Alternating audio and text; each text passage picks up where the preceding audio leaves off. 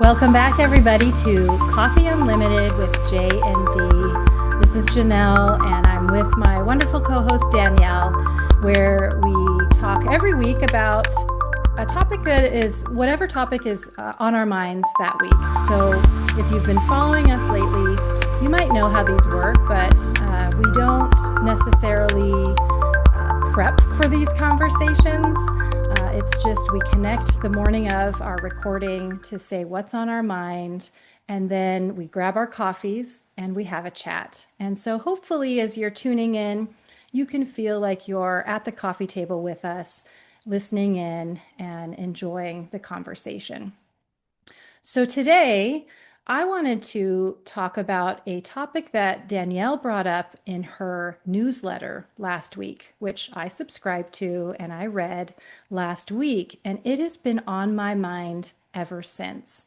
And in that newsletter, Danielle shared a very personal story about her mom and the piano and how she has been reclaiming joy as it relates to that. And so to start us off, I thought, Danielle, why don't you recap that newsletter so that the audience knows what's behind this topic, and then we can dig a little deeper into this idea of reclaiming joy.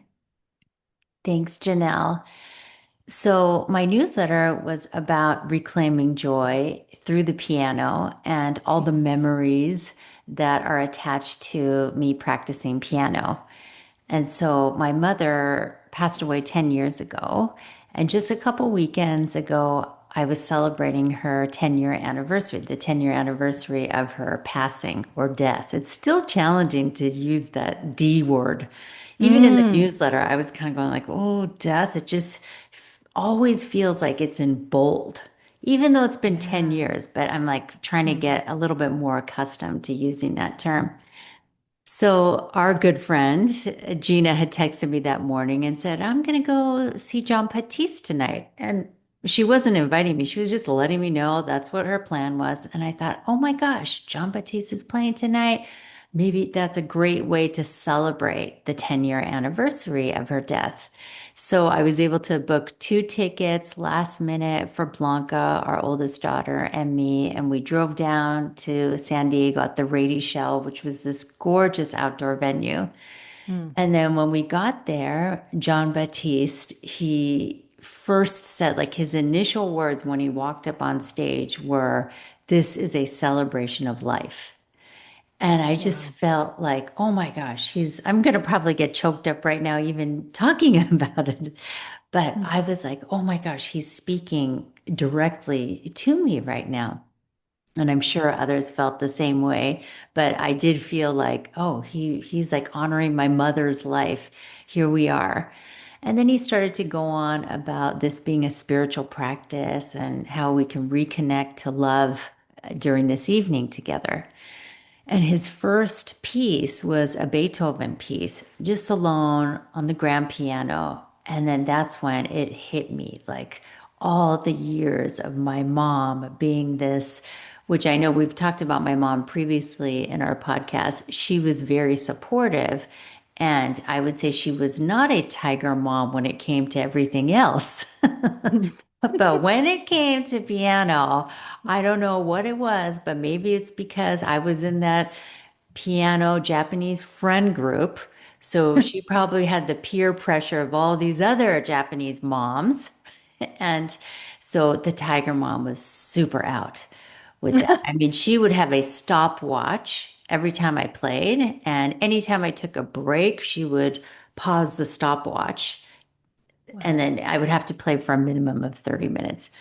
Anyway, I had a love-hate relationship to piano, actually more of a hate relationship to piano growing up, but there were so many memories of my mom that were attached to that. And, Mm. becoming a mom myself, I realized that that was an opportunity for her that she didn't get as a child. She wasn't able to learn piano. It was always a dream for her. And like so many of our parents, they weren't able to do something, and then so they want to gift that to their children. And so that Mm. really was why, one of the reasons why my mom really wanted me to play piano. But anyway, when John Batiste started playing Beethoven, I was hit with emotion. And I was so inspired by that evening that I came back home the next day, played for 2 hours, the next day, played for 4 hours. And I've been playing, a little bit here and there over the last couple of weeks since that concert.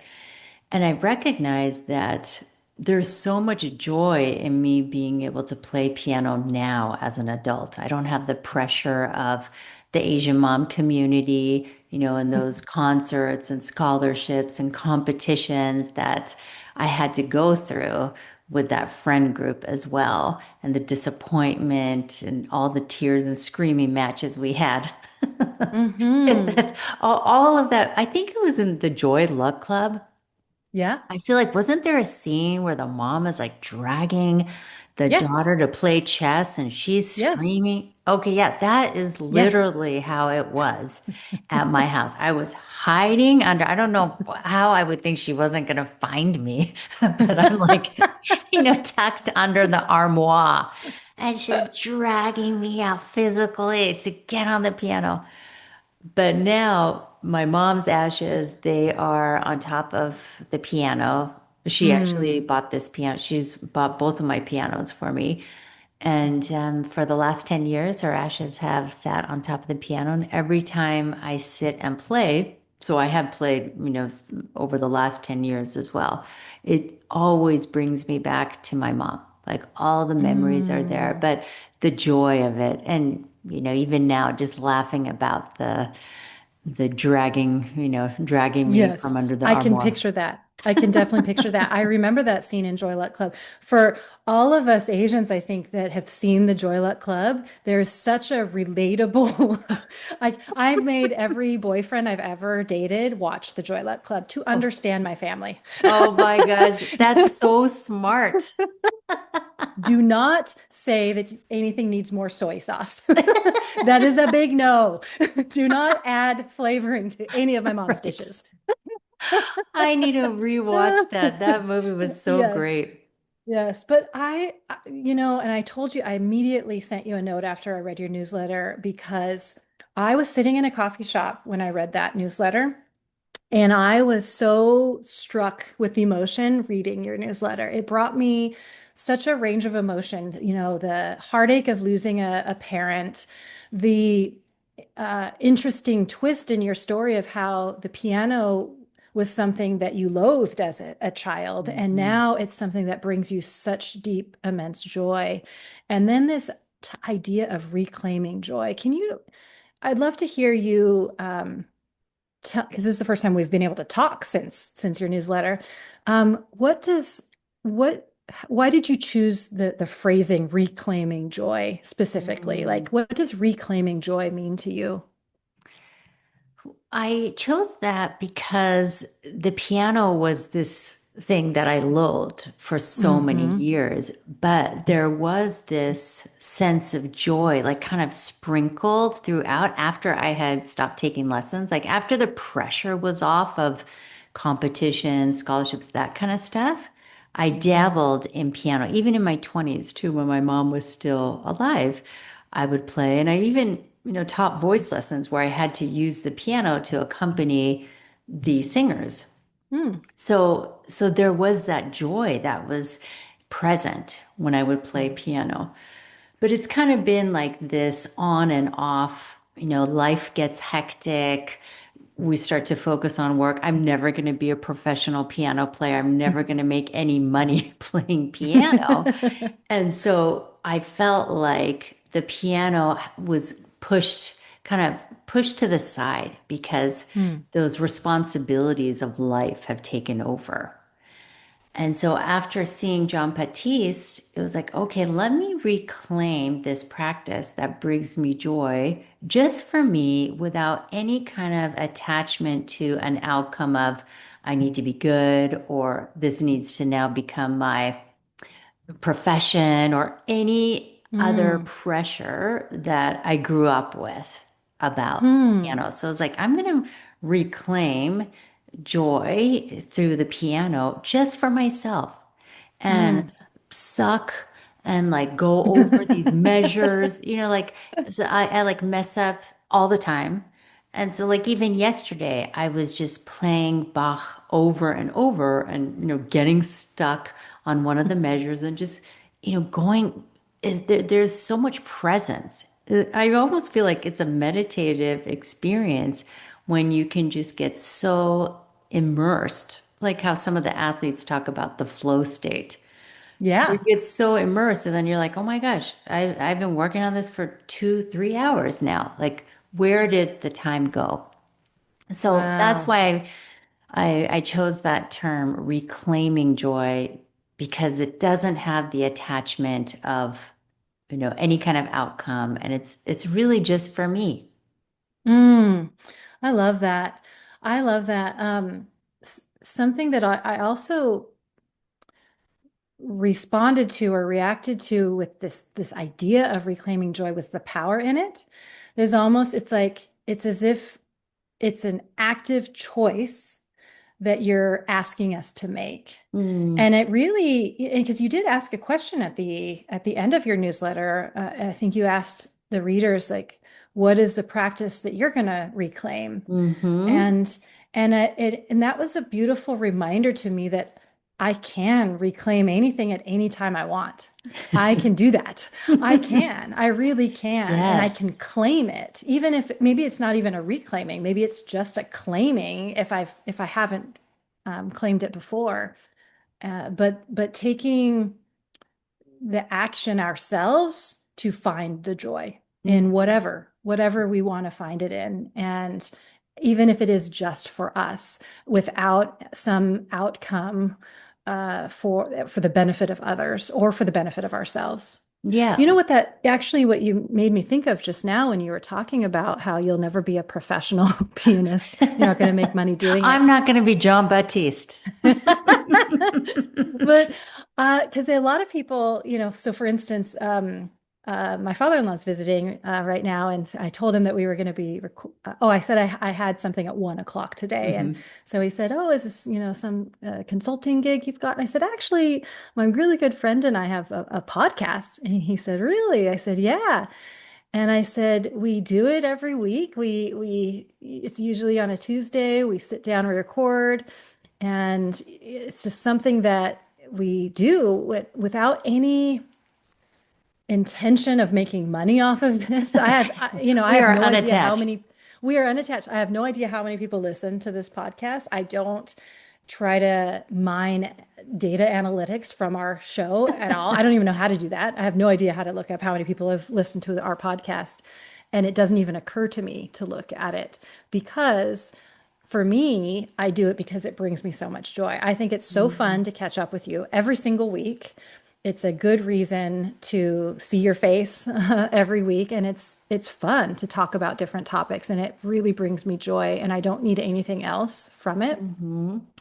And and I love that. And so ever since I read your newsletter, actually, I have been going about my day looking around for things right in front of me that could bring me joy that maybe I'm overlooking, or maybe the Mhm. things that used to bring me joy that I haven't made time for. Mhm. And I've been purposely making time. I actually brought some of the things with me. I bought a couple magazines at the store, and magazines are something that the information within a magazine I could probably find online very Mhm. easily.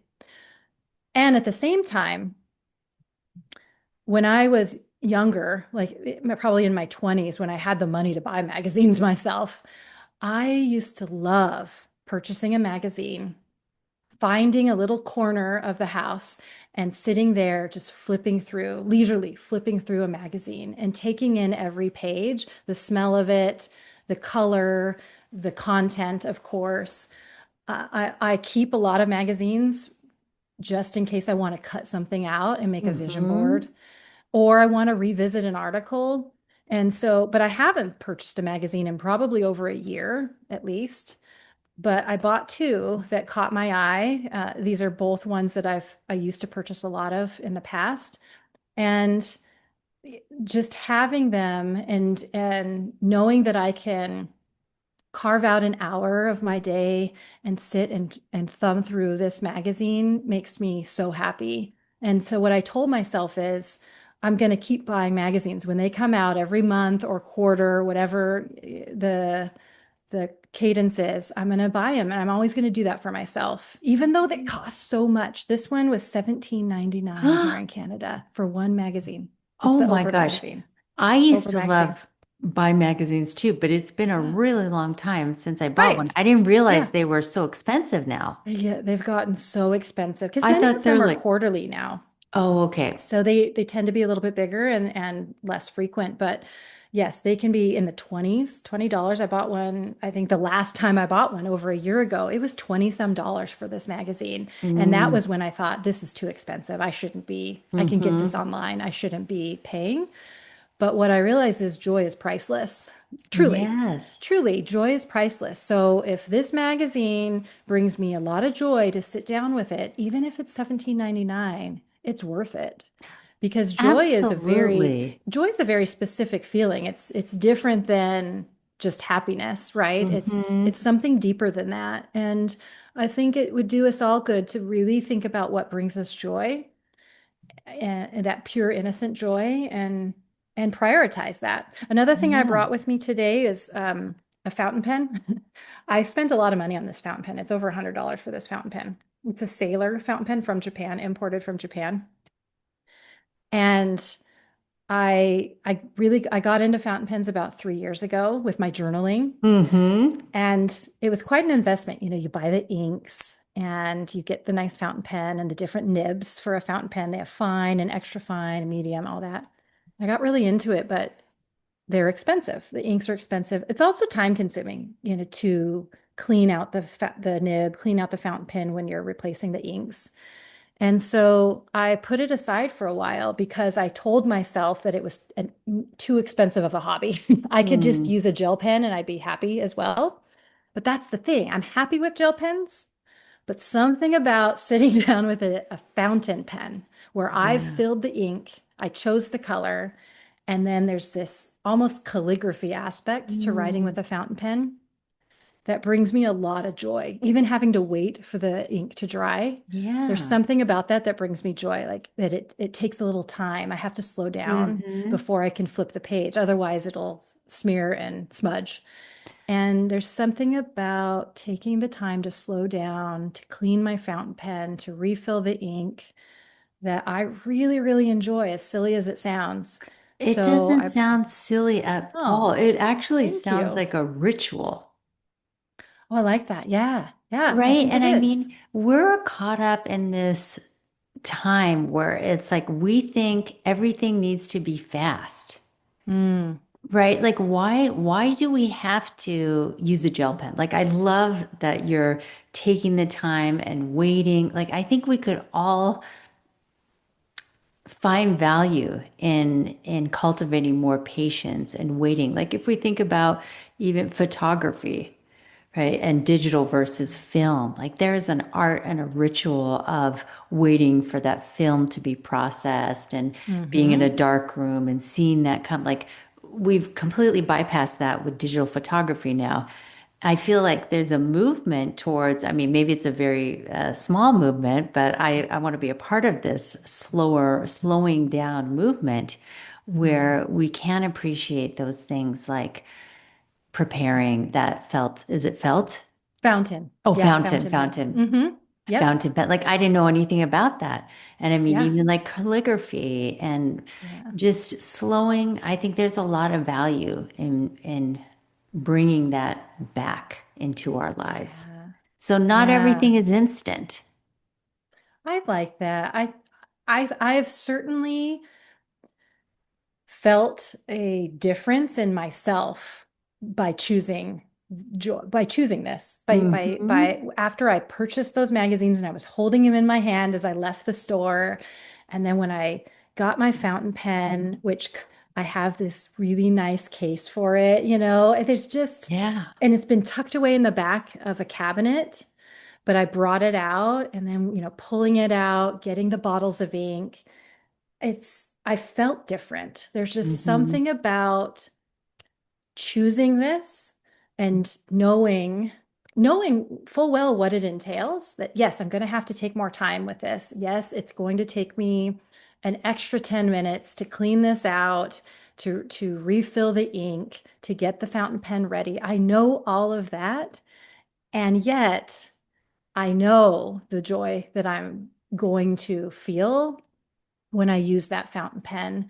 And there's just something about choosing it that makes me feel lighter and really almost proud of myself too. Mhm. There is a pride in choosing this as opposed to choosing what's faster and more convenient, Mhm. like a gel pen or a ballpoint pen or what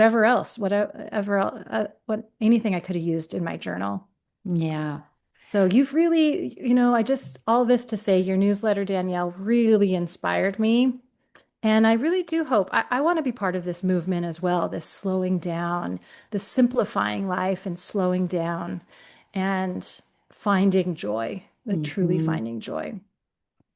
I just Because, want to ask one more yeah, question for you, sure. Janelle, because you brought up the journal. And Yeah, when you were here visiting me, you brought some of your journals and your planners that you yeah, designed, you created. I mean, you have yeah. beautiful handwriting. Like, I mean, I could not believe that it was actually a human behind the handwriting. I was like, wow. I mean, the font and then the stickers and just Yeah. how it was all organized was really creative too, where it was this integration of what do I need to do logistically? What are my deepest desires as well? What are my goals? Like, it was seamlessly Mm. integrated in such a fun way that I just want to, on this podcast, ask you, when are you going to create the Janelle Ocker planner? When is it coming out?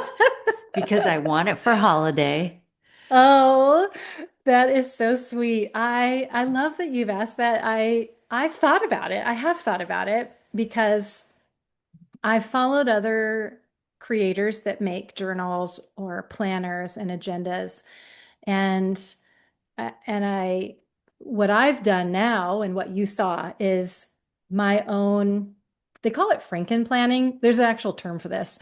Okay. Franken planning, where you take the things that work for you from a variety of different sources in the planning world, and then you create your own system that works for you. So you mix it all up. And so this is what I've done. I've taken aspects of other planners and journals and created my own system that I do have to create. I have to hand, draw things out like a monthly calendar as an example.